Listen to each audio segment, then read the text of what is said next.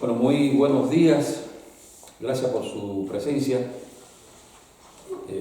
Nos acompaña el director de desarrollo del deporte del Estado, el ingeniero Jorge Arturo Monte Silva, y el resto del equipo metodológico del Centro de Entrenamiento CAR Tijuana.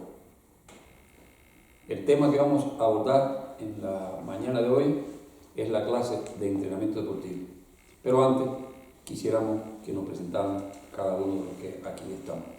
Mi nombre es Gregorio Cabrera Francia, soy máster en Ciencia del Entrenamiento Deportivo. Jorge Montes, director de Desarrollo de Talentos Deportivos. ¿Qué tal? Buenos días, mi nombre es Luis Melo, soy licenciado en Actividad Física y Deporte y me encargo del área de biomecánica que es el Instituto del Deporte y Cultura Física de Baja California. Gustavo Eloy Hernández Ramírez, enlace de la Dirección de Alto Nivel de Competencia.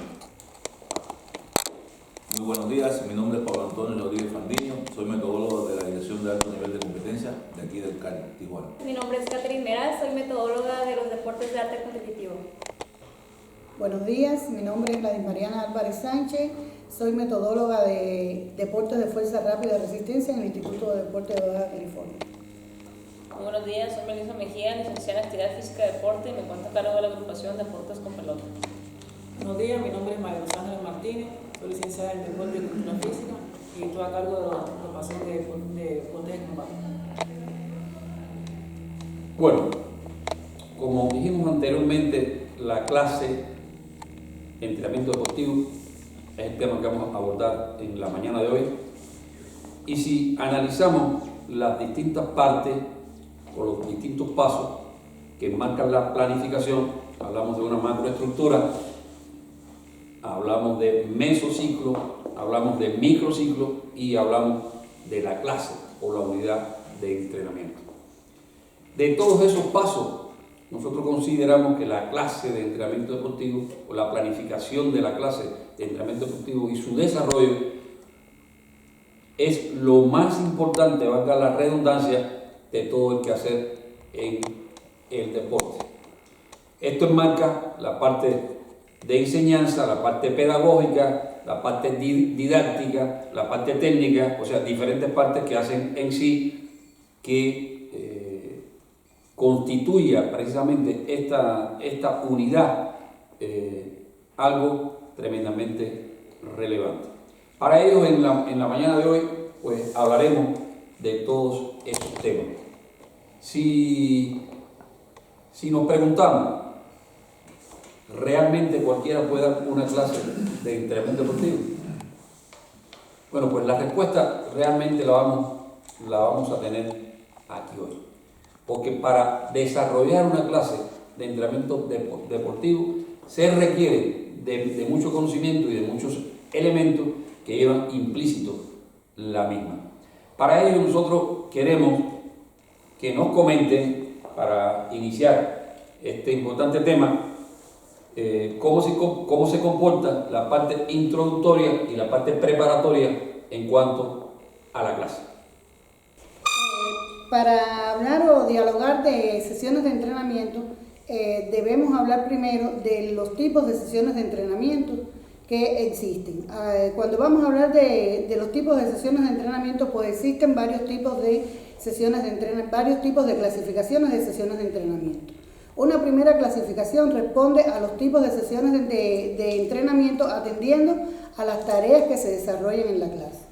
Estos tipos de sesiones de entrenamiento son, por ejemplo, las sesiones de aprendizaje, las de entrenamiento y las de valoración. En el caso de las sesiones de aprendizaje, son aquellas sesiones de entrenamiento que se utilizan sobre todo en el deporte de iniciación o en las primeras edades de enseñanza del deporte. Las clases de entrenamiento deportivo ya son aquellas que van dirigidas al desarrollo y mejoramiento de las capacidades físicas, así como al perfeccionamiento de las habilidades técnico-tácticas. Y las clases de valoración son aquellas clases que fundamentalmente van dedicadas a los test pedagógicos, a los controles y evaluaciones del entrenamiento deportivo en sí. Otro tipo de clasificación de las sesiones de entrenamiento o unidades o clases de entrenamiento, como quieran llamarle, son aquellas que atienden a la magnitud de la carga, que pueden ser de desarrollo, de mantenimiento o de recuperación. Las clases de desarrollo son aquellas que fundamentalmente proporcionan un estímulo suficiente en los procesos adaptativos, es decir, en los sistemas energéticos. Generalmente son cargas altas, cargas extremas, cargas máximas.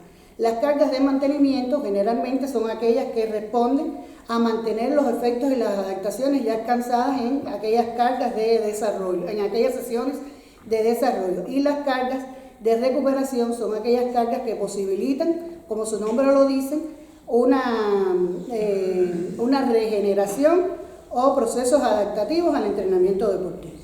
Y un último tipo de clasificación son aquellas que responden al tipo de contenido del entrenamiento en sí, que estas van a ser tipos de clases selectivas, que son aquellas que son físicos, dedicadas al desarrollo físico, las dedicadas al desarrollo técnico-táctico, las clases mixtas y las clases suplementarias. Y entonces ya de ellas, en un apartado posterior, nos vamos a dedicar ya posteriormente a en qué consisten cada una de ellas. Bueno, yo quisiera que usted pusiera algunos ejemplos en cuanto a las características de la valoración de la magnitud y de la carga. Cómo se pone de manifiesto, cómo lo podemos evaluar, cómo se ve dentro de la clase. Bien, la magnitud de la carga, por ejemplo, en las clases de desarrollo, por ejemplo, debemos tener en cuenta los volúmenes, las intensidades con que se van a trabajar. Generalmente en las clases de desarrollo los volúmenes van a ser altos, las intensidades van a ser bajas y lo que debemos tener en cuenta son los tiempos de recuperación atendiendo a la capacidad física que se trabaje o no en ella, que van a estar en dependencia, ¿no?, entre 24 a 48 horas, dependiendo de los sistemas energéticos que se trabajen en cada una de ellas. Pueden ser de 24 a 48 horas, otras de 48 a 72 y otras de 72 en adelante. Muy bien, licenciado. Creo que otro aspecto es con relación a cómo se estructura, cómo está estructurado la clase, y quisiéramos que nos hablaran de la parte introductoria y la parte preparatoria de la clase. Como bien se dijo, tener una planificación de la clase, antes de ello necesitamos conocer las tareas y contenidos de ella. Como parte introductoria, ahí aparece el pase de lista, la mención de los objetivos, y ahí juega el papel pedagógico el entrenador en el saludo, cómo están, hablar de temas generales y de interés. Y esto es muy importante para las categorías de iniciación, porque ahí vas formando los valores en el atleta y los hábitos para la prestación de la atención a los objetivos de la clase. Posteriormente está la parte preparatoria de entrenamiento. En esta parte, el objetivo es preparar al atleta para las exigencias de la parte principal de la clase. Se divide en dos, está la parte preparatoria para el entrenamiento y para la competencia. La parte preparatoria para el entrenamiento, aquí se sitúa el calentamiento especial y el calentamiento general. Como calentamiento general, podemos hablar que tiene cuatro contenidos. Está el trote, la lubricación, están los estiramientos, la flexibilidad y los ejercicios de fuerza general. Ya como calentamiento especial, tiene como contenido de 4 a 6 ejercicios de carácter especial y tiene una duración de 15 minutos a media hora de duración. El calentamiento especial no es obligatorio. ¿Por qué? Porque va en dependencia del tipo de sesión que tú vayas a trabajar. Si tu parte principal de la clase de entrenamiento incluye algunos ejercicios especiales, se puede omitir el calentamiento especial. Ya como parte preparatoria para la competencia, esta tiene una duración de 20 minutos a 60 minutos. ¿Por qué? Porque va en dependencia del clima.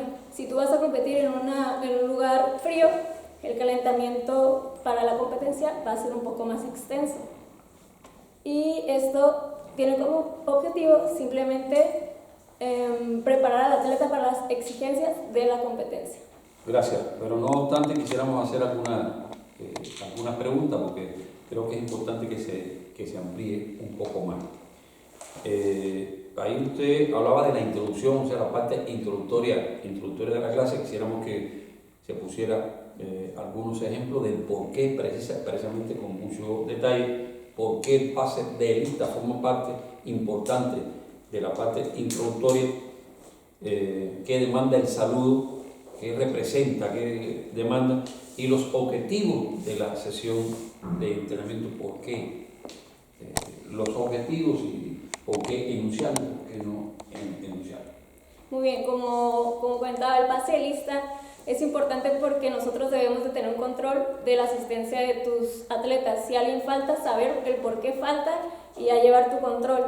La mención de los objetivos es muy importante porque así tú preparas al atleta, le das una predisposición para el trabajo que va a realizar. Él ya va a conocer y va a saber lo que va a realizar, y ya tú vas a anotar su parte volitiva para realizar los ejercicios que tú tienes en tu parte principal. Ok, Gladys.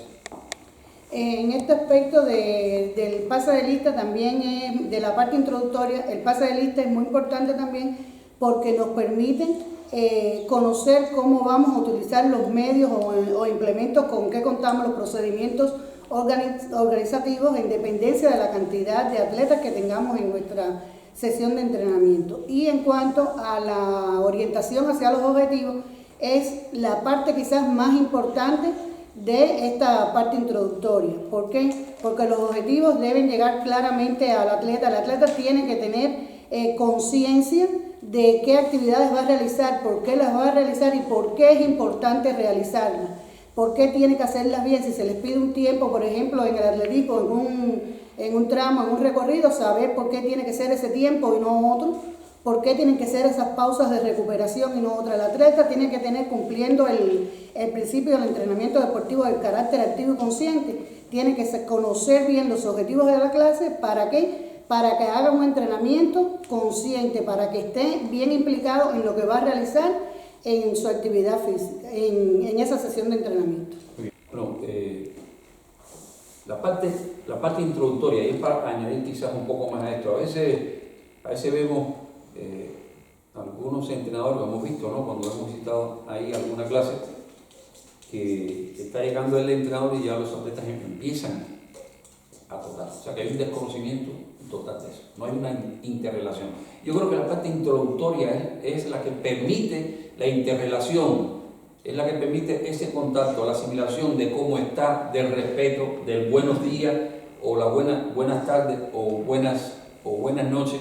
O sea, empieza el contacto y empieza también la observación desde el punto de vista óptico, ¿no? De cómo está el atleta, o sea, de cómo está, y esa interrelación, pues el entrenador tiene que ser capaz con su pedagogía de activarlo, por decirlo de alguna forma. Y ahí está la información que tiene que dar ese entrenador. El pase de lista, además de lo que se ha planteado, nos permite evaluar quizás después de la competencia cuáles han sido las afectaciones que ha tenido un atleta en cuanto a la carga que éste ha recibido. Puede ser que haya faltado durante toda la macroestructura en 10 ocasiones y haya coincidido cuando yo haya estado, o los días que se ha dado, digamos, ejercicios de potencia salto, y es una disciplina que interviene o es determinante el salto. Por lo tanto, el resultado no va a ser bueno. Pero que esto nos da también la posibilidad de evaluar el cumplimiento de la carga desde el punto de vista individual y cómo se va a poner de manifiesto después durante el entrenamiento. También en cuanto a los objetivos, muy bien como lo explicaron, pero es que los objetivos se planifican para que lo cumplan los atletas. Los objetivos no es del entrenador, los objetivos es para que el atleta lo cumpla. Muy bien cuando expresaron que debe ser de carácter consciente, porque realmente el entrenamiento debe ser de carácter consciente, y en la medida que se precise el objetivo, en la medida que seamos capaces de explicar el efecto que va a tener cada una de las partes de la clase en el organismo, o sea, cuál va a ser la respuesta orgánica, va a ser un entrenamiento cada vez más consciente. ¿Okay? Muy bien. Podemos avanzar y ya se abordó la parte introductoria, la parte preparatoria, tipo de sesiones de la clase. Quisiéramos que nos hablara de la parte técnica, teórica, que tiene esta importante unidad. Bien, nosotros vamos a hablar sobre algo muy importante en la unidad de entrenamiento, que son las clases técnicas. Pero antes de hacer un abordaje de este tema, quisiéramos hacer una definición del concepto de técnica que cruza en el 82 planteado, que es el modelo ideal de ejecución de un movimiento con vista al cumplimiento de un objetivo. Es importante definir aquí sencillamente que cuando realizamos una mejor técnica, una mejor ejercicio, una mejor ejecución de un movimiento, estamos en presencia de una economía de esfuerzo para determinar unos objetivos en función de lo que se plantea en la técnica. ¿Qué quiero decir con esto? Que las clases de preparación técnica pueden ser clases de enseñanza y clases de perfeccionamiento. Que estas clases se caracterizan fundamentalmente por volúmenes medios de la carga. Se pueden utilizar también en periodos de tránsito para hacer mejorar la deficiencia que se tuvieron en la macroestructura planificada, y también se pueden utilizar entre sesiones de entrenamiento, ya sea de volumen e intensidad. También existen las clases de perfeccionamiento. Estas clases de perfeccionamiento podemos decir que son con el objetivo fundamentalmente de lograr el perfeccionamiento técnico del gesto motor, ya sea a través de para atletas de principiantes o para atletas de alta competencia. Estas clases de perfeccionamiento pueden representar para el atleta clases altas por la intensidad, porque se trabaja sobre el cansancio para que el atleta logre realizar la técnica en situaciones de cansancio cuando trabajemos la táctica. Ahí fundamentalmente es lo que quisimos decir sobre la técnica.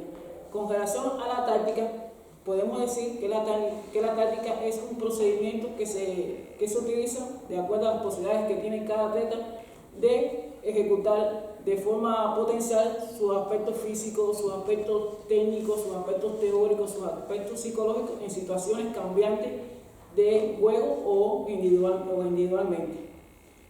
Podemos decir que la táctica tiene dos parámetros fundamentales, que son los sistemas de juego, tiene el pensamiento táctico y la respuesta motriz según la situación que se encuentra fundamentalmente cambiante, como decía anteriormente, y la situación de condiciones de pensamiento rápido, pensamiento con una rapidez en momentos instantáneos de realizar una ejecución de movimiento. Existen tácticas individuales, existen tácticas de equipo, y fundamentalmente existen sistemas de juego, sistemas de juego que se utilizan mucho en los deportes con pelota para resolver una situación de juego según teniendo en cuenta la oposición del contrario.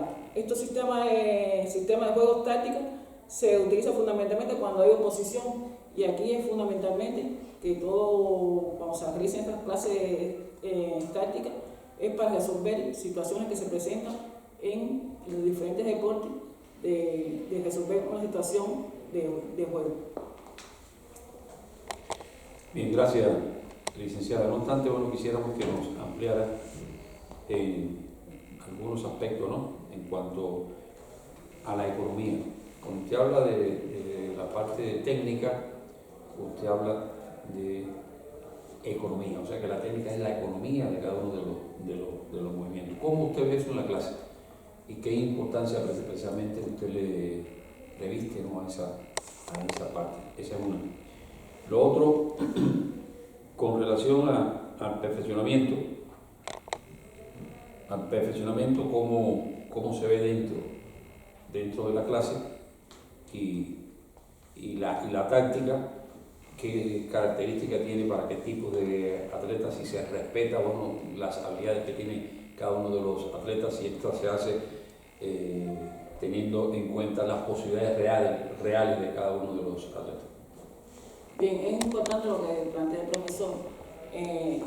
se dice que cuando realizamos una técnica correcta, una técnica idónea, es cuando para realizar un movimiento, un gesto deportivo, se dice que es una economía de esfuerzo y así evitar el cansancio en la ejecución de ese movimiento.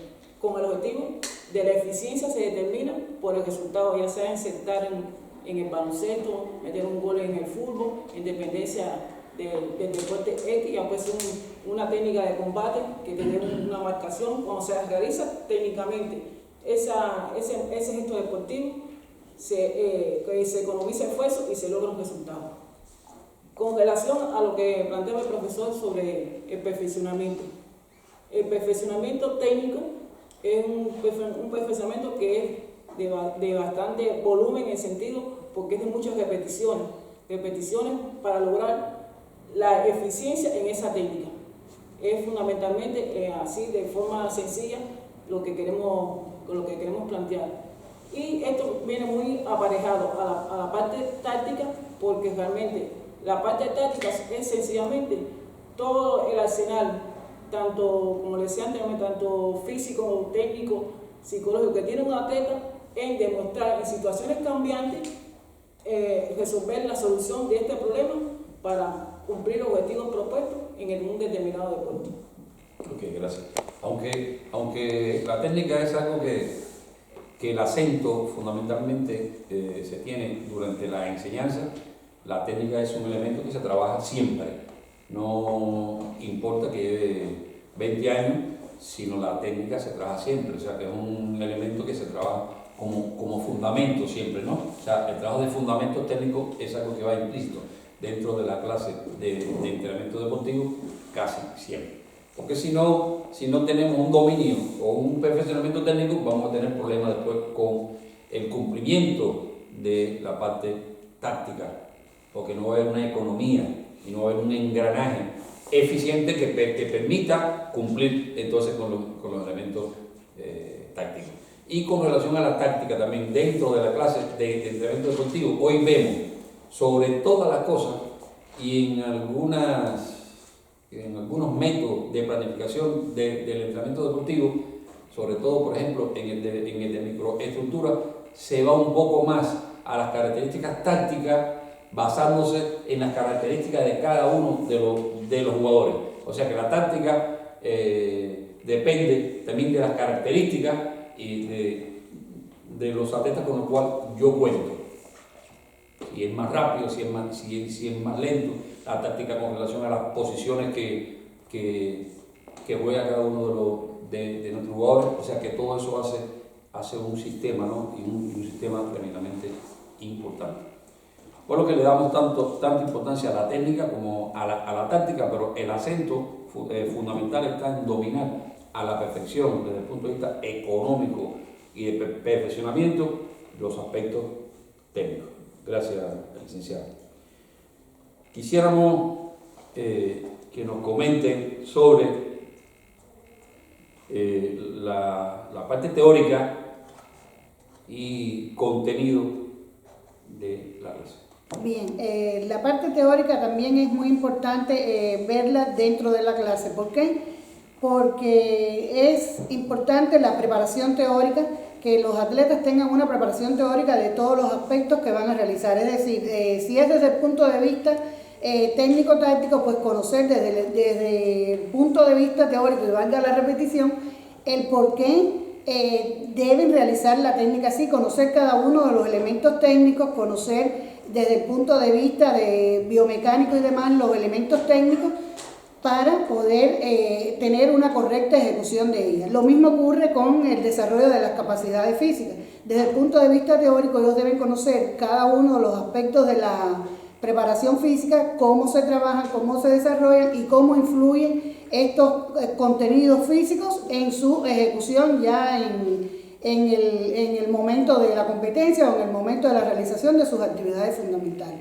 Por lo que la preparación técnica, aunque se le dedique menos tiempo dentro de la sesión de entrenamiento, no deja de ser importante. ¿Considera usted considera que los atletas deben conocer o que el profesor debe informar en la clase qué efecto produce en el organismo los distintos ejercicios o las distintas actividades que se va a realizar durante la clase. Sí, es muy importante que los atletas conozcan el efecto que tiene cada una de las actividades que ellos realizan en el entrenamiento. Lo hablábamos ahorita cuando hablábamos de la orientación hacia los objetivos, que el atleta tiene que estar consciente de por qué realiza cada una de las actividades dentro de la unidad de entrenamiento. Ok, gracias. Vale. También, profe, para ir a abundar un poco en la parte teórica, es importante saber que en esta parte teórica se habla mucho de los reglamentos de cada deporte. Los atletas deben de conocer el reglamento de cada deporte para evitar a la hora de la competencia que se le moleste por alguna infracción que se realice en determinados deportes según las características de cada deporte, y el reglamento entra en la parte teórica. Como también entra en la parte teórica la parte psicológica. Es importante que los atletas también, desde el punto de vista teórico, conozcan los elementos psicológicos que determinan la eficiencia de cada deporte en cuanto a voluntad, en cuanto a perseverancia, en cuanto a decisión a tomar. Es importante también en esa parte teórica. Ok, gracias. No solamente conocer el reglamento para que no me amoneste, sino también para utilizar el reglamento en función del atleta.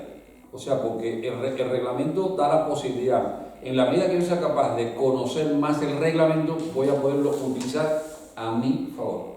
O sea que esto es algo muy importante, quizás en el saque, cuando tengamos que sacar de qué parte de la cancha tengo que sacar o qué tiempo tengo para sacar. O sea que todas esas cosas hay que aprovecharlas, ¿no? Y eso solamente se puede lograr con el dominio del reglamento. Avanzando un poco más y adentrándonos más en todo esto, hay algo que siempre se comenta, y lo escuchamos de parte de algunos entrenadores, y a la hora de planificar se le da quizás poca importancia. Por eso es que el que desconoce de lo que es el entrenamiento deportivo, el que desconoce lo que es la planificación del entrenamiento deportivo y específicamente de la clase, piensa que planear una clase nos lleva 10 minutos. No, yo 5 minutos yo planifico la clase. Entonces hay un concepto muy a detalle que se llama la transferencia, que está muy de moda hace mucho tiempo, porque está muy de moda, y creo que es importante que se toque aquí en la mañana de hoy. Cuando un ejercicio transfiere desde el punto de vista positivo, cuando transfiere desde el punto de vista neutral, cuando transfiere, cuando no hay transferencia, y cuando hay una transferencia negativa. ¿Qué pasa? ¿Cómo realmente yo debo hacer? Quisiera que me abordara el tema. Muy buenos días. Creo que el profe abordó un tema sumamente importante, el tema relacionado con la transferencia. Y sobre todo, que es un tema que aunque ya tiene algún tiempo, aún se habla del tema de la transferencia como algo novedoso. Bueno, yo creo que nosotros debemos remitir al tema del concepto, ¿no? El concepto de la transferencia, transferir es llevar algo de un lugar a otro. En el orden del deporte, transferir un ejercicio a llevarlo a otro ejercicio en busca de un rendimiento deportivo. Sobre todas las cosas que caracteriza el tema de la transferencia es que los entrenadores tienen que conocer la importancia de la transferencia y sobre todo conocer las características muy importantes de cuando vamos a hacer o planificar ejercicios que transfieran directamente a una actividad o a un gesto motor. Ejemplo, conocer el atleta. Juega un papel importante conocer, caracterizar a nuestro atleta para poder hacer una planificación afín, ¿no? Pensando y evaluando el tema de la individualización en el entrenamiento deportivo. Conocer la mecánica del gesto motor juega un papel decisivo. Es decir, si conocemos la mecánica del gesto motor, podemos planificar ejercicios que transfieran al trabajo técnico, ya aquí han abordado mis compañeros el tema del trabajo técnico y el trabajo táctico. Las demandas metabólicas juegan un papel importante, es decir, estamos hablando de la intensidad del volumen, juega un papel importante a la hora de la planificación. La selección de los ejercicios, en dependencia de los objetivos que el entrenador tiene planificado o bien para la etapa, o bien para el microciclo, o bien para la unidad de entrenamiento, juega un papel importantísimo. En el tema de la transferencia, bueno, como decía el profe, hay transferencias que son positivas, hay transferencias que son negativas y hay transferencias que son neutras. En el caso de la transferencia positiva, bueno, transferir algo positivamente en el entrenamiento deportivo quiere decir que los ejercicios seleccionados contribuyen al rendimiento del atleta. Podemos poner como ejemplo algo muy típico, ¿no? El trabajo de la sentadilla en los corredores juega un papel importante. Creo que la sentadilla es un ejercicio que a casi todos los deportes le transfiere en su gesto motor a la hora de hacer una acción motriz en el terreno o en el lugar de entrenamiento. En el caso de la transferencia negativa, bueno, aquí está mi compañero Eloy, va a tocar ese tema. No, antes quisiera hacerle una pregunta. Ahí usted pone un ejemplo de la sentadilla, ¿para quiénes? Para los corredores. Sí. ¿Por qué? Bueno, el tema de la sentadilla para los corredores juega un papel importante. Y yo le decía que la sentadilla es un ejercicio casi típico para todos y cada uno de los deportes, ¿no? Y al final transfiere. El trabajar con el tren inferior, buscar un grosor del músculo juega un papel importante. Transferir ese trabajo de fuerza a la acción que realizan, pongamos un ejemplo, los corredores de velocidad, juega un papel decisivo en el rendimiento deportivo del atleta. Entonces quiere decir que yo haciendo sentadilla y después ¿qué hago? Por ejemplo, yo hice sentadilla ahorita como parte de la clase porque me tocaba un trabajo de fuerza. ¿Qué sigue después de ese trabajo para que realmente sea una transferencia? ¿Por qué? ¿Por qué usted dice que la sentadilla se transfiere para los velocistas? Que se entienda un poco. Yo puse como ejemplo, y creo que es un ejemplo típico, ¿no?, el trabajo de la sentadilla, y específico en el trabajo de los corredores. Vamos a tomar corredores de velocidad, un ejemplo. Si nosotros hacemos el trabajo de la sentadilla y posteriormente hacemos un trabajo de algunas repeticiones, de algunos sprints cortos, estamos transfiriendo el trabajo que hicimos en la sentadilla, que nos produce, por supuesto, una fatiga, nos produce un cansancio y que nos aporta un trabajo de fuerza, lo estamos transfiriendo al gesto motor de esos atletas.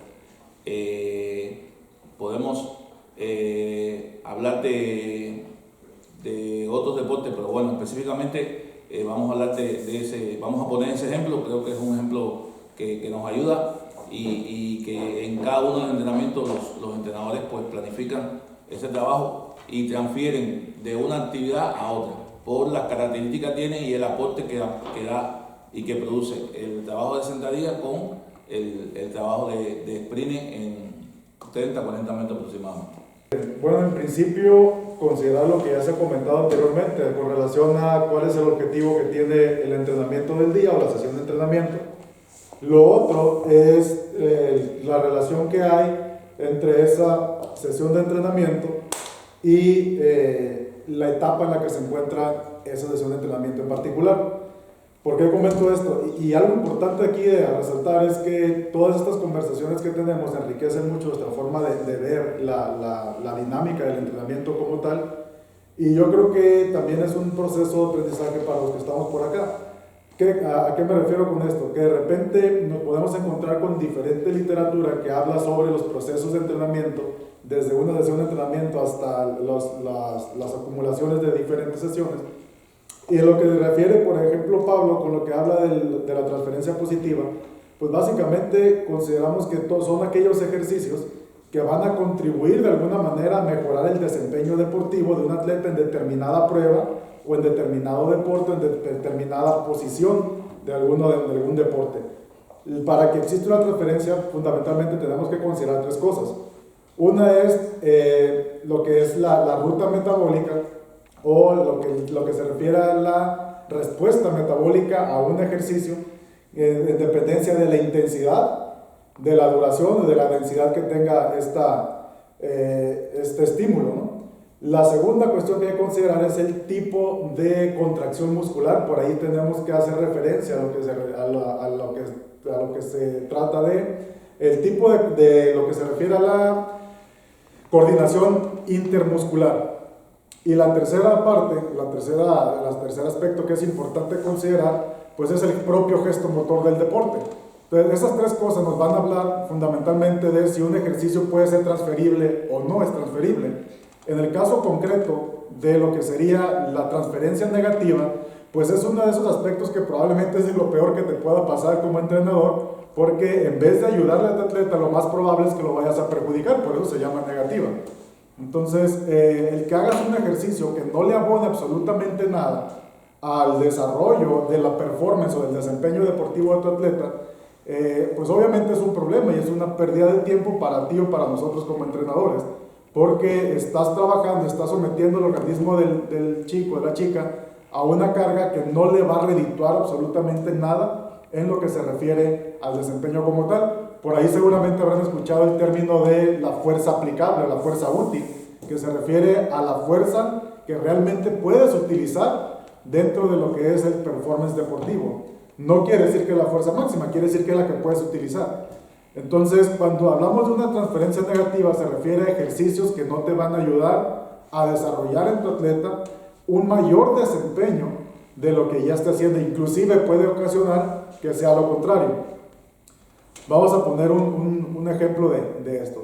Suponte que tienes a un corredor de velocidad como Usain Bolt, que tiene unas características muy particulares en cuanto a su estructura somatotípica, pero además de ello, el tipo de entrenamiento que realiza y las contracciones o el orden en el que los diferentes grupos musculares se van prendiendo o encendiendo el switch de alguna manera por parte del sistema nervioso. Hay que recordar que la mayoría de las cosas, en cuanto a lo que es la creación de una huella motora, que tiene que ver precisamente con la asimilación de una técnica, pues tiene que fijar a nivel del sistema nervioso. Entonces, en este caso, Usain Bolt tiene un entrenamiento muy particular donde la mayoría del tiempo se va a enfocar en desarrollar o en incrementar el performance en sus pruebas fundamentales. ¿Qué pasaría si tú a ese atleta lo pones en una bicicleta o lo pones a correr distancias largas, distancias de medio fondo, distancias de fondo? Lo más probable es que no va a abonar en nada, o casi seguro no va a abonar en nada, a la velocidad o la rapidez que pueda desarrollar en distancias cortas de 100, 200 metros, y que probablemente va inclusive hasta afectar el desempeño del atleta, considerando que su especialidad es completamente diferente. Cuando tocamos este tema, probablemente te suene un poquito familiar el que hayas visto a atletas de diferentes deportes que al inicio de la temporada o al inicio del entrenamiento, del plan de entrenamiento, es pues a correr todo el mundo, a darle vueltas a la pista de atletismo quizás, sin una especialización o sin algún criterio realmente concreto del por qué se hace. Y a veces puedes pensar que es porque estás mejorando la capacidad aeróbica, y sin duda lo haces, pero ¿qué tan beneficioso es eso para un atleta de una especialidad que tenga que ver más con una expresión de fuerza explosiva? Pues a lo mejor no mucho. Hace muchos años se dio por ahí el caso de que se consideraba que un beisbolista que tuviera los brazos grandes, con concreto los bíceps grandes, pues iba a batear mucho mejor. Y la realidad es que cuando lo analizas no lo es tanto, porque el movimiento, la mecánica del bateo, poco tiene que ver de hecho con la contracción del bíceps. El bíceps, debe recordar que la parte importante que tiene pues es una contracción fundamentalmente concéntrica, que busca acercar lo que sería en este caso la mano, si hacemos el movimiento hacia el hombro. Lo que busca es hacer una reducción del ángulo de la articulación del codo.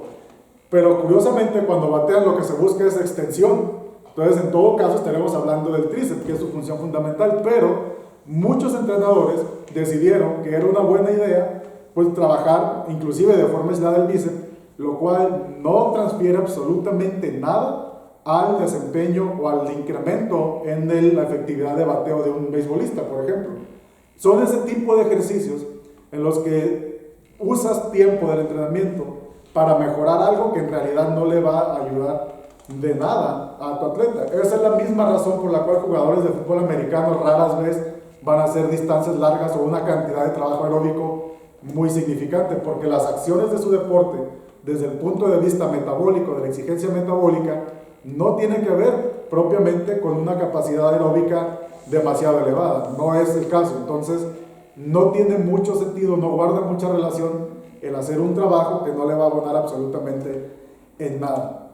Algo importante por aquí que comentaba Pablo, con respecto a la sentadilla, y a lo mejor aquí se va a prestar un poquito al intercambio de ideas, porque el hacer una sentadilla, pues está hablando de un movimiento que mecánicamente está en un plano en el que se busca la verticalidad de alguna forma, ¿no? Es hacia arriba y hacia abajo, y curiosamente el desplazamiento de un velocista puede ser sentido horizontal. Se piensa en gran medida, y el fundamento del por qué pensamos que una sentadilla es directamente transferible a reducir el tiempo en un sprinting, es por el tema de los flexores de la cadera. Entendemos que el ejercicio de sentadilla involucra mucho el tema de flexión de cadera en el movimiento cuando vamos hacia arriba. En investigaciones del 2006 en la Universidad de Australia se pudo comprobar que los ejercicios para flexores de cadera, como el caso de la sentadilla y el hip thrust, únicamente tienen una transferencia positiva en atletas novatos o en atletas infantiles en desarrollo. En atletas de alto nivel de competencia, la única diferencia que se encontró entre el mejoramiento del 1RM en esos movimientos y el tiempo real que hace en la pista en su prueba es no mayor al 2%. Entonces, ¿qué quiere decir esto? Que es un ejercicio muy bueno para protección y fortalecimiento de los grupos musculares, que en edades tempranas o de iniciación aporta a un mejoramiento del tiempo y de carreras de velocidad, pero ya no aporta demasiado al momento en que un atleta ya tiene experiencia en el entrenamiento. Por ahí se puede prestar un poquito esa parte, inclusive que pienses que el hacer saltos de sentadilla o el squat jump va a mejorar directamente el tiempo de carrera en el sprinting. Tampoco sucede esto cuando son atletas avanzados, por la mecánica del movimiento, por el tipo de contracción muscular que se está utilizando y lo que las investigaciones han dado a entender con respecto a este tipo de trabajos. De nuevo, no quiere decir que no funcionen, sirven a cierto nivel, a ciertas edades. A partir de un nivel elevado, ya la ganancia en el mejoramiento de un tiempo es por debajo del 2%. Por último, quisiera comentar con respecto a esto de las que son las transferencias negativas, lo muy utilizado, lo muy famosamente conocido últimamente, que es el entrenamiento en bases inestables. Por ejemplo, los BOSUs, los pads que son de 3-4 pulgadas de espesor, y se tiene la idea de que como se mejora la propiocepción y se mejora el trabajo de los músculos estabilizadores y demás, pues automáticamente mejorarías la fuerza, automáticamente los músculos entenderían cómo accionarse en dependencia de la situación en la que se encuentra el atleta. Hay que recordar que el tema de la propiocepción tiene que ver con la conciencia que existe en lo que sería el nivel de fuerza y tensión y movilidad de los diferentes y ángulos de los diferentes segmentos corporales. Pero aquí algo importante es que en el 2015 el profesor David Bem hizo una investigación sobre qué tan eficiente es el trabajo de fuerza, potencia, dentro de lo que sería, qué tan transferible es este trabajo, haciéndolo en bases inestables contra bases en una base estable. ¿Por qué digo esto? Porque ese es un ejemplo de una transferencia negativa. No se encontró evidencia suficiente para indicar que un trabajo de sentadilla, por ejemplo, con barra en un boss en una base inestable, mejora significativamente la potencia de un atleta. De hecho, es probable que ni siquiera se mueva, no haya gran cambio. Entonces, de repente se piensa que trabajar en bases inestables es un trabajo superior y que te va a transferir directamente a tu deporte, cosa que no es del todo, no ha sido comprobado del todo por la ciencia. Inclusive existen los datos del 2015 que documento a la fecha, que no es mejor ese trabajo al trabajo en una superficie estable. Además que compites, salvo el surfing y algún otro deporte, en la mayoría de los casos en superficies que no tienen movilidad. Entonces la transferencia básicamente es negativa o en el mejor de los casos nula, ni te beneficia ni te afecta. Pero bueno, en sentido general a eso es a lo que refieren las transferencias negativas, ejercicios que no abonan realmente el desempeño en la práctica y en el deporte de tu atleta. Quizás fui un poco reiterativo cuando dije y la sentadilla, porque como hay transferencia positiva o hay transferencia negativa, ¿qué tipo? ¿O qué transfiere desde el punto de vista positivo? Según el ejemplo que había puesto Pablo. No es menos cierto que la sentadilla es de carácter vertical, la carrera es de carácter horizontal, pero hay un detalle también que es tremendamente importante, es cómo yo recluto la fibra, de forma tal que puedan responder a la necesidad de la carrera. Vamos a decir que sea de forma positiva, pero si yo hago la sentadilla y esa sentadilla que yo estoy realizándola, no la realizo con la potencia que tengo que realizarla, pues mucho menos voy a transferir. Y lo otro, hay que, por ejemplo, los pesistas, o aquí se tomaba como moda, por ejemplo, los voleibolistas corrían todos los días, el circuito, y por mucho que nosotros hablábamos, ¿no?, con los entrenadores. ¿Por qué? ¿Para qué? ¿Cuál es el efecto que causa? Pues no se entendía, o quizás nosotros no fuimos capaces de explicarlo eficientemente. O un pesista corriendo, haciendo trabajo aeróbico o trabajo de largo aliento. ¿Por qué? ¿Para qué? O sea, si en vez de reclutar mayor cantidad de fibra rápida, entonces estoy reclutando mayor cantidad de fibra lenta, voy a transferir, no estoy transfiriendo absolutamente nada. Este tema, en cuanto a la transferencia, creo que es algo que nosotros como especialistas tenemos que verlo día a día en cada clase. Este es para verlo todos los días, no para verlo un día, sino para verlo todos los días en la clase de entrenamiento deportivo. O sea que tenemos que profundizar mucho más y ser capaces de que entiendan y multiplicar toda esta savia, ¿no?, en cuanto a lo que es transferencia positiva, transferencias neutras o que no transfieren, y la transferencia de carácter negativo. Quisiéramos también que alguien nos pudiera hablar un poco con relación a la combinación de acentos en la parte principal. Sí, buenos días. Hablando un poquito de la parte de la combinación de los acentos, Gracias. podemos entender que los acentos serían los dos principios de la preparación más relevantes, no más importantes, sino un poquito más relevantes en la preparación de los atletas, que hablamos de la preparación física y la preparación técnica, ¿no? Y hablando un poquito de la preparación física, para entrar en contexto del tema, pues ¿qué entendemos de la preparación física, no? Son las características o las capacidades, ya sea coordinativas o condicionales, que el atleta o que el grupo de atletas va a desarrollar en dependencia a las necesidades de su disciplina.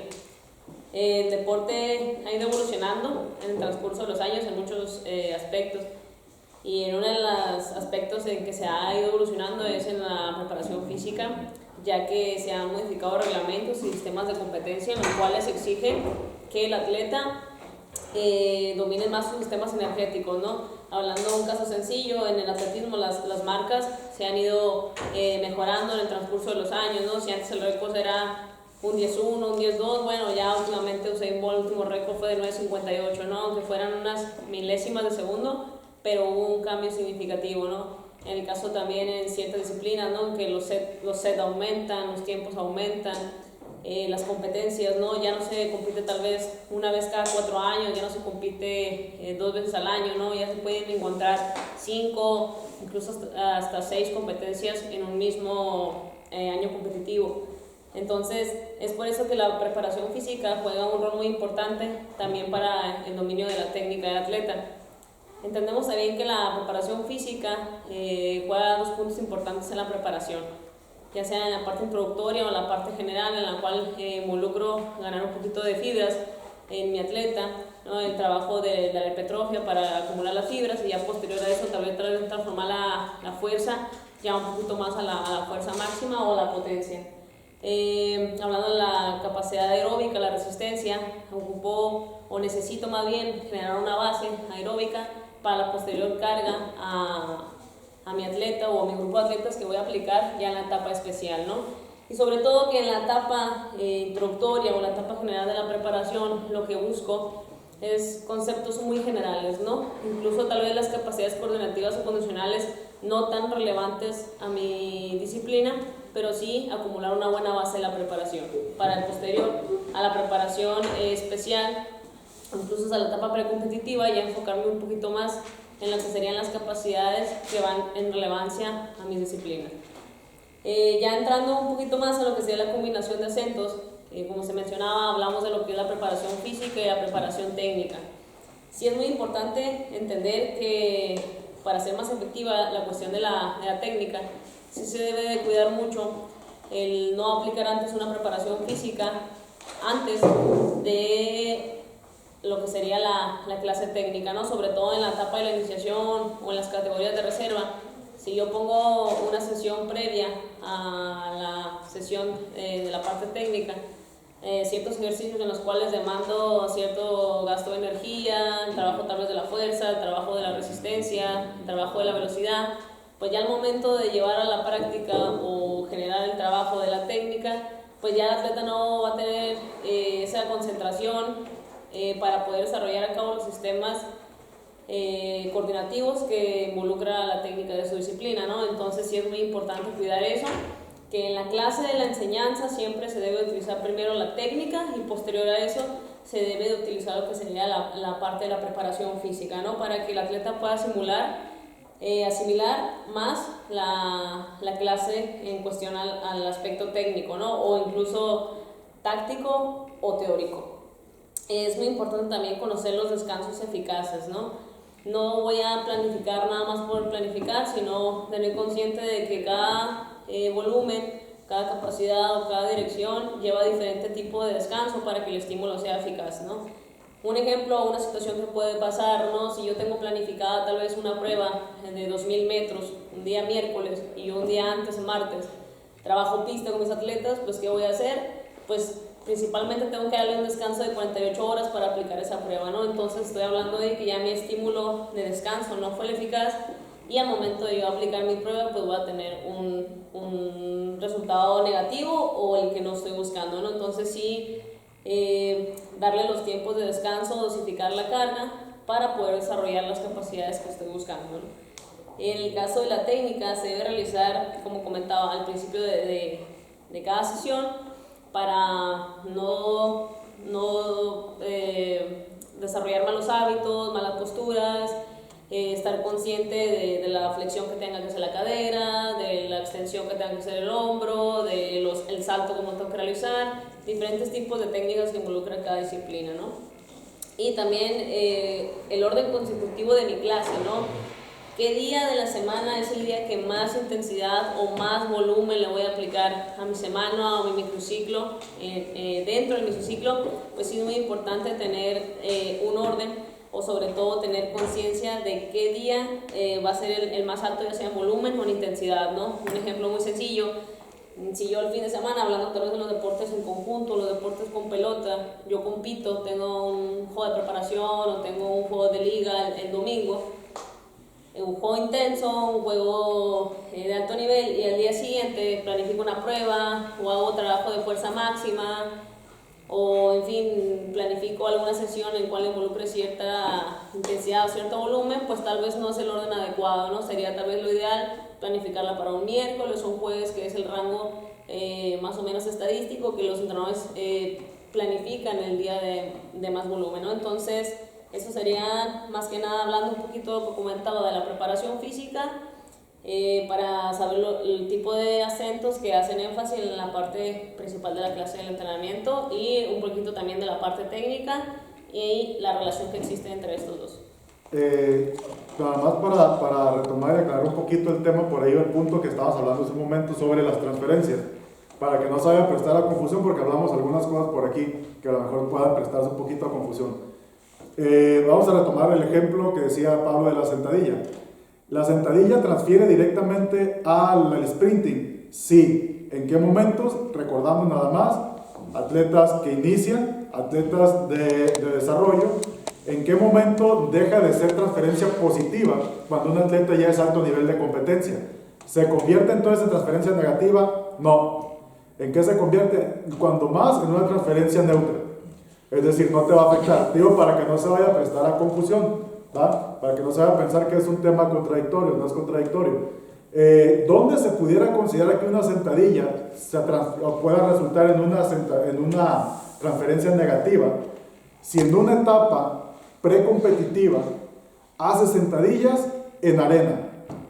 Ahí sí, completamente. ¿Por qué razón? Porque hay que recordar que el sprinting tiene mucho que ver también con la utilización del método pliométrico, que estamos hablando de contactos sumamente explosivos en tiempo muy reducido en cada una de las zancadas. Entonces, el que haga sentadillas en la arena, que lo que va a hacer es que va a buscar que pases más tiempo en la superficie, va a trabajar más sobre el tema de resistencia muscular, más que el tema de explosividad, que es lo que estás buscando. Allí en ese momento, sí estarías pensando que una sentadilla es un ejercicio de transferencia negativa para el beneficio de un sprinter en ese tiempo, en la etapa precompetitiva, con esas características. Nada más para que quede claro, ejercicio con sobrecarga de pesos submáximos a pesos ligeros, transferible positivamente, sí, de nuevo, edades tempranas, iniciación, alto nivel de competencia, se pudiera considerar a lo mucho transferencia neutra, pero no afecta. Bueno, fundamentalmente lo que buscamos es que la transferencia sea positiva. Así es. Que no sea neutra ni que sea negativa. Así que buscamos que la transferencia sea positiva en el entrenamiento contigo. Y por eso es que tenemos que particularizar mucho. Y me gustó el ejemplo que puso con relación a la arena, porque a veces pensamos que en la arena trabajamos la pliometría. Bueno, todos los estudiosos de esto plantean de que no, que se parte de una superficie más dura, porque no es menos cierto que el momento de contacto se prolonga mucho más, y es lo contrario a la parte pliométrica. Pero no obstante, sí es importante realizar ese trabajo, porque ese trabajo nos da la posibilidad de engrosar toda la parte muscular que posteriormente vamos a utilizar en la pliometría, ¿no? O sea que es importante porque fortalece el arco plantar, fortalece los dedos, fortalece toda la parte de la trabécula, o sea que sí, tendones, ligamentos, o sea que es importante hacerlo, pero hay que ver dónde y en qué momento precisamente lo hacemos para que no se convierta en algo negativo. ¿Okay? Por eso nosotros nos invitamos a todos los entrenadores a la hora de hacer la planificación, y creo que usted se refirió a eso, profe, que a la hora de sentarse a hacer la planificación no puede ser de 10 minutos, porque seleccionar los ejercicios que tributen al objetivo que el entrenador se está planificando en cada una de las sesiones de entrenamiento juega un papel importante para que, por supuesto, esta transferencia sea positiva. Nos toca a nosotros también colaborar con los entrenadores en función de que esa selección de ejercicios sea la más óptima y que estén en función de lo que realmente queremos lograr. Por eso la invitación es hagamos un trabajo de mesa a la hora de la planificación, ¿no? Y elaborar y seleccionar los ejercicios en función de... Okay. Como pregúntame acá, ¿a qué hora termina el profesor? No a las 11. ¿Y a qué hora trabaja otra vez? No a las 5. ¿Pero qué hace para trabajar ese corto tiempo? No, el profesor tiene que dedicarle mucho tiempo a lo que es la planificación de la clase. La planificación de la clase es lo más importante. Nosotros podemos tener un plan tremendamente bueno, un plan escrito excelente, el gráfico con todos los detalles, pero si no somos capaces de llevarlo aquí a esta unidad pequeña y concatenarlo bien y hacerlo de forma eficiente, la clase entonces no funciona. O sea, no funciona lo que hemos planificado en toda esa estructura o en toda esa macroestructura que le hemos dedicado también un tiempo importante. Y esto es bueno que se sepa y es bueno que se diga, ¿no? Que la clase es lo más importante. ¿Ok? Bien, entonces hay un tema que también quisiéramos que se abordara, ¿no? Que es la parte final de la clase. Porque tanto las partes de la clase juegan su papel por separado, y una tiene dependencia de la otra, o sea que trabajan como sistema, y la parte final de la clase, por supuesto, no se queda fuera de ella. Quisiéramos que nos hablaran entonces con relación a la parte final de la clase. Bueno, pues buenos días de nuevo. Como ya lo mencionó acá el profe, pues cada parte tiene sus funciones, y yo creo que pues una de las más, más ignoradas, o que las que menos se le presta atención, es yo creo que la final. Bueno, no precisamente hablando del entrenamiento deportivo, sino en general de la actividad física. Uno va a hacer ejercicio, a correr o al gimnasio, le quedan 10-15 minutos por falta de tiempo. ¿Qué prefiere? Mejor doy otra vuelta corriendo, otro ejercicio de otra serie de pesas, y ya al final medio me sacudo, medio estiro y me voy a la regadera. ¿Y qué pasa después? Pues hay calambres, contracturas, al día siguiente se amanece dolorido, o incluso, pues, por ejemplo, si se trabajó fuerza, se produce lo que es la rigidez, ¿no? Después como que se le conoce popularmente, ¿no? Se dice que está tronco, que después de hacer el trabajo de fuerza no se estiró como debería, y al final, al momento de correr, querer saltar, no se puede realizar el movimiento de manera adecuada. ¿Cuál es la parte principal el objetivo principal de la parte final? Es lo que es la vuelta a la calma, la disminución de los sistemas orgánicos. Recordamos que se sometió el organismo a un alto esfuerzo, frecuencia cardíaca máxima, submáxima, y también lo que es el sistema musculoesquelético a un gran trabajo de contracción. Para esto hay ciertos pasos que se deben de realizar para la parte final. En primera instancia, los ejercicios de recuperación. Un ejemplo, uno igual en el gimnasio trabaja lo que es con la caminadora, pone su programa, su sesión de 20-30 minutos, y de hecho las caminadoras ya automáticamente, lo que son los últimos 3-4 minutos, empieza a descender lo que es la velocidad, casi al terminar con lo que es, pues ahora sí que caminando. Igual se puede adaptar a lo que es si se está haciendo el ciclismo, unas vueltas más, o una intensidad más baja, o al momento de igual se está nadando, unos recorridos a una intensidad más baja. Posteriormente, después, ahora solo que son los ejercicios de estiramiento. Para esto deben ser ejercicios estáticos y suaves. Ahora sí ya no se está trabajando ya lo que es la flexibilidad, ya no hay que buscar una elongación mayor. Ahora lo que se busca es que se relaje, que el músculo vuelva a su elongación normal. Pues eso se podría decir que son los dos pasos a lo que es nivel fisiológico. Ya hablar ahora sí de entrenamiento deportivo, se le agregan algunos pasos más, lo que puede ser lo que son una conversación o charla breve acerca de los objetivos de la clase, qué les pareció, si se cumplieron, si no se cumplieron. A su vez también lo que son las tareas de entrenamiento para la próxima unidad. Esto es muy importante porque así los atletas, los deportistas pueden llevarse una idea de qué se va a trabajar al día siguiente, y por ejemplo si es va a ser una carga muy, muy demandante, pues ya tienen una predisposición, se pueden preparar mejor, lo que es un descanso, una alimentación adecuada para lo que es el día siguiente, ya llegar con una mejor preparación.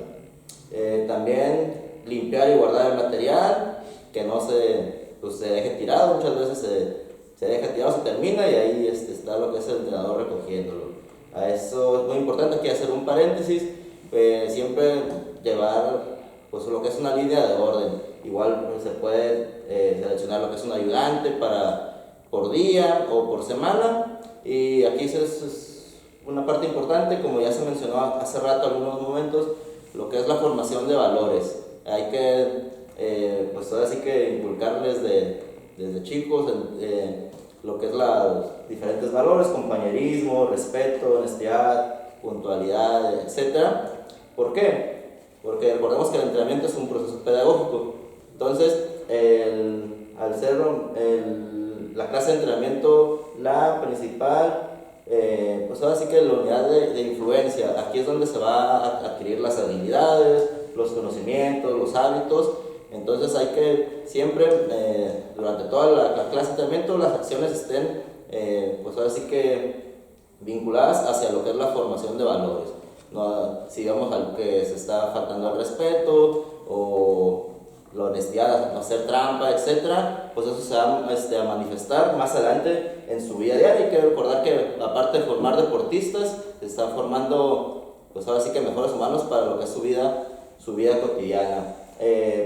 Quizá aquí mencionar un ejemplo, la famosa película esa del Coach Carter, que salió hace algunos años, es de un entrenador que llega a su preparatoria donde él estudió y se encuentra pues que es un equipo con muchos problemas, equipo problemático, problemas de drogas, etc. Y que él lo que él hace con sus métodos, pues ahora sí que un poco rígidos, pues ahora sí que los logra alinear. Él decía que quería que la mayoría llegara a la universidad y pues de hecho en alguna parte de la película hasta se echa encima de lo que son los papás, directores. ¿Por qué? Porque hacían el gimnasio porque no habían cumplido con lo que les había pedido acerca de las calificaciones. Entonces todo eso hay que inculcarlo en el momento de entrenamiento. Si dejamos que por ejemplo alguien haga trampa o en el juego, etc., por ejemplo los que sabemos que se toman alguna sustancia indebida, pues probablemente después va a hacer trampa en la escuela o en su vida ya. Entonces eso es lo que hay que inculcar desde jóvenes. ¿Qué más?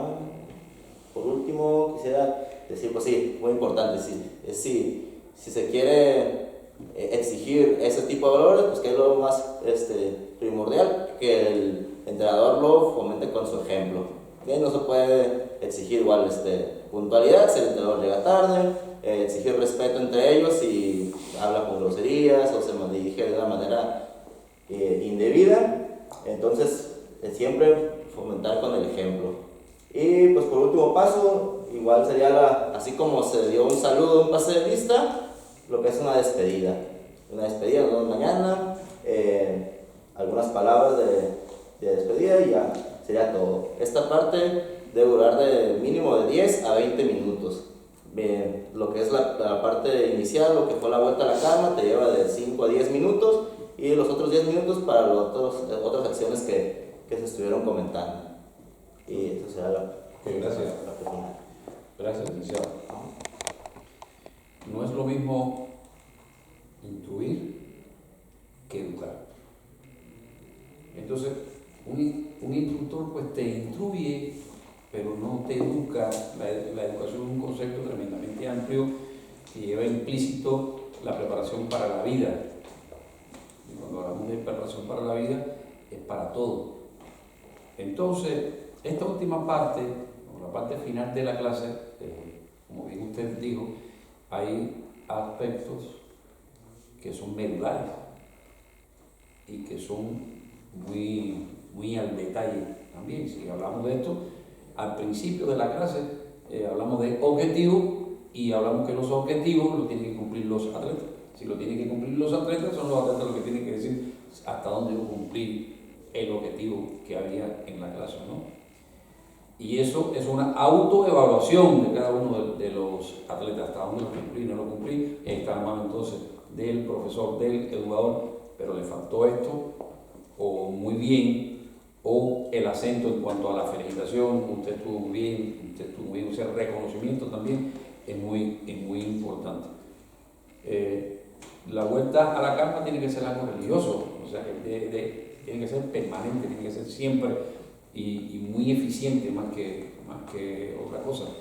Ahí el pedagogo tiene que darse cuenta en el estado que yo voy a dejar al atleta antes de partir para la casa, o al profesor o al alumno que está en la clase de educación física. La recogida de los implementos es tan educativa que va un poco más allá dentro de nuestras funciones. Si yo lo enseño acá en mi clase, posiblemente eso tenga también repercusión en la casa, que sea capaz de ordenar los zapatos, de poner cada una de sus pertenencias o de sus cosas en un orden, ¿no? donde van cada una de ellas. O sea que esto se extiende un poco más. Y además la responsabilidad de recoger esos materiales porque realmente lo usaron ellos. O sea que eso es algo que... Y la motivación, hay que motivar, y motivar es reconocer. Y a todos nos gusta que nos reconozcan lo que hicimos y cómo lo hicimos. Entonces también el pedagogo, que sea el profesor, tiene que reconocer ahí públicamente cómo estuvo esa conducta motivando para la próxima clase. Y también la información del nuevo contenido que será dado el próximo día, pues lógico, ya de carácter general, que se informe, porque tiene que haber una preparación para ello.